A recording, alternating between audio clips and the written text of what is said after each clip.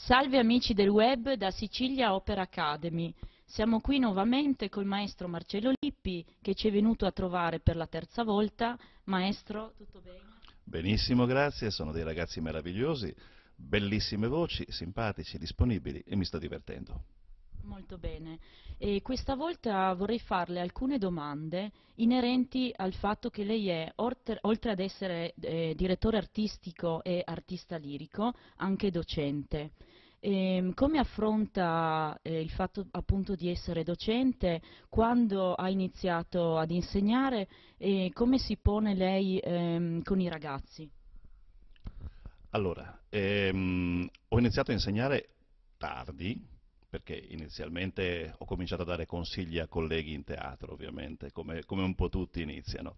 E la carriera dell'insegnante vera e propria, se così si può chiamare, perché non è ovviamente disgiunta dalle altre mie attività, l'ho iniziata da 4-5 anni, in maniera sistematica. Ovviamente ho moltissime realtà di insegnamento, questa è una delle tante, sono docente di conservatorio, ho insegnato all'Accademia della Scala l'anno scorso, ho moltissimi allievi privati ovviamente che mi raggiungono, mi seguono nei miei itinerari e mi sono appassionato perché in sostanza la voce, l'esperienza dell'arte è comunque un grande dono che la persona riceve. Come io ho avuto tanti consigli, tanti aiuti da parte di colleghi più importanti, più famosi, ritengo che sia comunque un dovere quello, ciò che si sa di metterlo in comune, perché gli artisti sono una famiglia di persone chiamate, non sappiamo perché, chiamate a vivere questa esperienza e la dobbiamo vivere, perché non ne possiamo fare a meno. Chi riesce a far carriera, felice lui, chi non ci riesce, peccato per lui, ma comunque non smetterà mai di cantare. È una vocazione, una chiamata alla quale dobbiamo rispondere. E rispondiamo. C'è chi risponde seriamente, impegnandosi, cercando di diventare professionale nel suo impegno con questo tipo di vita, che è molto impegnativa, costa molto, impegna molto, e c'è chi invece o rinuncia o abbandona o la prende superficialmente o questo dono lo spreca. Mm? Io non l'ho sprecato, ho lavorato tanto su di me prima, sui ragazzi dopo, ritengo di essere comunque più amico dei ragazzi che un tecnico, cerco di capire dove devo intervenire, cioè quale sia il problema. Loro sanno che non intervengo mai allo stesso modo per tutti, ma intervengo ad personam sempre, cercando di capire innanzitutto a livello psicologico come posso aiutare la persona a vivere questa esperienza e poi a livello tecnico, indubbiamente. Le due cose sono molto, molto collegate. Grazie mille, il maestro ci ha già risposto esaurientemente a molte cose che volevo anche chiederle. Passando alla parte attoriale, secondo lei è molto importante la parte attoriale e non solo quella tecnica.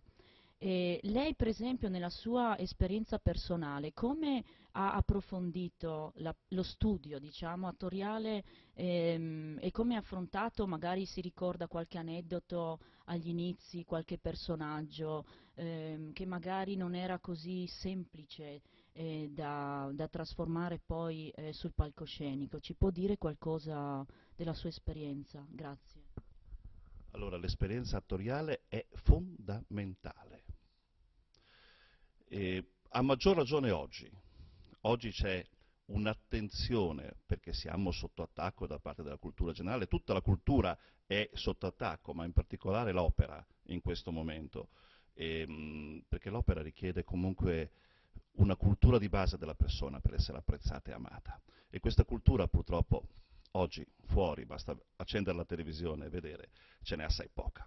Allora ci sentiamo un pochino in questo momento relegati in un angoletto, dove ci sentiamo dire forse che l'opera è destinata a finire e noi invece lottiamo perché in questo crediamo. Oggi c'è un'attenzione estrema all'attorialità del cantante lirico. Il cantante lirico deve essere giusto per la parte che interpreta, deve saperla interpretare, quindi non esiste più il cantante di una volta che entrava in scena, qualunque opera fosse, faceva alcuni gesti stereotipati, un po' sempre gli stessi, e con quelli faceva la carriera. Oggi viene richiesta un'attorialità grande, un'adesione grande al personaggio. Ma anche se nessuno la richiedesse in questo momento, la richiedo io, perché è fondamentale, e lo dico sempre ai miei allievi, è fondamentale immedesimarsi col personaggio che si sta interpretando. E questa immedesimazione non è un'immedesimazione vocale, è un'immedesimazione integrale, corpo, anima e voce. E a partire dal corpo, ovviamente. Quindi la postura è molto importante e comunque l'adesione al testo parlato, al significato di quello che si fa. Non bisogna permettere, questo mi permetto di dirlo anche al mondo, tanto non mi ascolta nessuno, ma è importante che dietro ogni gesto e ogni pensiero e ogni parola ci sia un significato. Invece vedo tantissima gente vivere assolutamente senza significato. Gesti coatti, parole coatte, frasi coatte. Allora, è chiaro che ai miei ragazzi insegno soprattutto a vivere l'intensità del personaggio. Io, che sono partito come attore al Teatro Stabile di Genova, e non ho praticamente mai fatto l'attore all'inizio, perché la parte, diciamo, musicale ha prevalso subito. Sono tornato poi da grande, non dico da vecchio per pietà nei miei confronti, ma da grande a fare l'attore in teatro e quindi a recitare con il Lionello, con il Salemme, anche per questa mia estrema duttilità scenica che mi ha portato a essere poi un interprete spesso di operette nei grandi teatri. Allora ho potuto ovviamente approfondire questo discorso. La capacità comunque di uso verbale, la capacità di interpretare il testo prima della musica e poi con la musica è fondamentale. Mi chiedeva un aneddoto, adesso sull'attorialità non mi viene proprio direttamente, però personaggi difficili, e caspita se ne ho incontrati, e tantissimi ne ho incontrati, perché nella carriera comunque si incontra il diverso da sé, anzi, meno male che c'è questa capacità e questa possibilità del cantante di poter vivere un'esperienza del diverso. Cioè, uno è, come nel mio caso, ritengo di essere una persona sostanzialmente buona, però il buon Dio ha deciso che fossi un baritono, cioè condannato a essere o il padre, e qui mi sta ancora bene, o il cattivo. Cioè, tra lui, lei e l'altro, io ho fatto quasi sempre l'altro.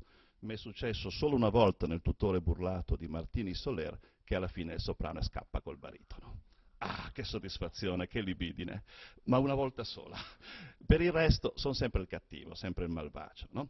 Allora, è chiaro che di fronte a uno Scarpia, che è proprio l'opposto di me, è uno che violenta una donna, è uno che ha dentro una carica di negatività immensa, ecco, interpretare questi personaggi aiuta a scaricare, aiuta a togliere quel qualcosa che comunque dentro abbiamo e che c'è l'esigenza di liberarsene, e uno se ne libera attraverso questo, che è un gioco sostanzialmente scenico, perché ovviamente ci vuole il cattivo perché poi risalti il buono, no? È un gioco scenico, ma è anche una grande occasione di riflessione su se stessi. Poi personaggi difficili, il più difficile in assoluto per me è stato Rigoletto, perché l'esigenza di farmi piccolo, io non sono un gigante, ma comunque sono 1,83, e farmi quindi piccolo, gobbo e cantare curvo è veramente stato molto molto difficile. Poi altre cose sono legate un po' all'età. Ho fatto 4 anni fa a Parigi l'Escamiglio in Carmen e non volevo farlo perché mi sentivo vecchio, accidenti. Dicevo, ma caspita, ma come faccio a uscire fuori da torero io con tutte le ragazze invisibili, o io come sono? E allora ha richiesto un'attorialità grande, un'attorialità forte, no? Io per primo mi sono dovuto convincere di essere stupendo, meraviglioso, giovane, bello, e tutte le donne veramente, poi loro hanno fatto il resto ovviamente, perché più adoranti erano loro, più bello sembravo io, chiaro, perché poi il gioco è di rapporto, di relazione. Però ecco, le attorialità difficili, l'attorialità del Don Giovanni, il nudo integrale in scena. Tutte queste esperienze le ho passate e bene, le ho vinte, devo dire.